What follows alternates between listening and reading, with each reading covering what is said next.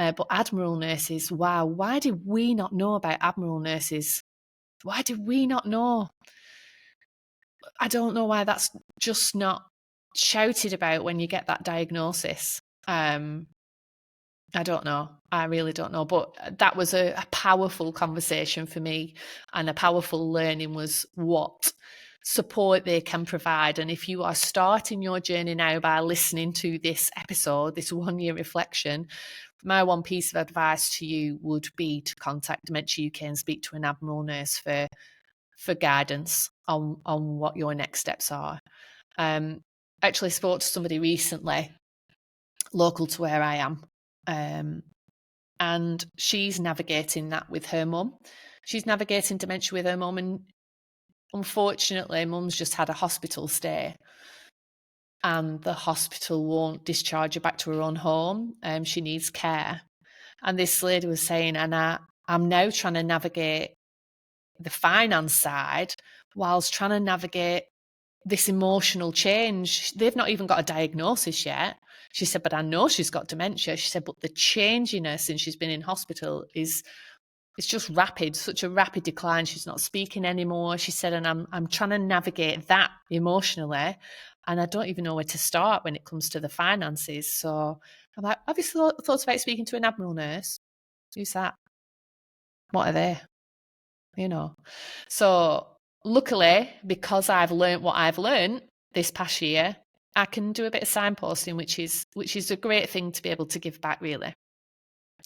I've learned a lot of lessons from the guests that have been on. Like I say, those with lived experience, I've learned that you can live well with dementia.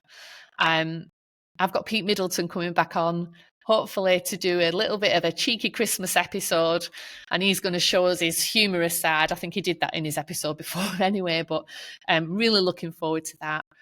But from the guests that, the importance, like I said, of purpose keeps coming up again, and the importance of connection. And as much as we say when we're navigating dementia that, we get to a point where we go, they don't recognize me anymore, or they don't know who I am.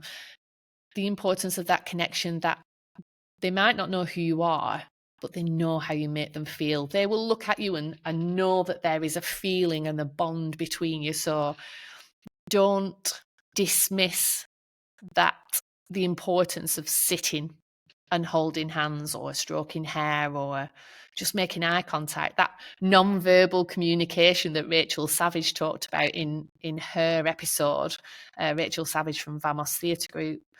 I can totally relate to that. I really can. Connection's really important for me as an individual anyway. But the more I think about that in life itself, the more I realise how important it is. Humour and strength, they're two very important lessons. I think humour, we need to try and carry that through everything that we do. That's sort of my coping mechanism, to be honest, is humour if I don't know how to deal with things. And another lesson, I suppose, is growth, personal growth for me as a podcast host. That confidence in talking to people, that intuition of when somebody just needs that space to take the floor as such without interruption from me, and learning how to listen deeply. They've been massive personal growth lessons for me. Every person I've spoken to, though, has reminded me that purpose doesn't end with diagnosis. I think that's the key learning for me, and that it just changes shape.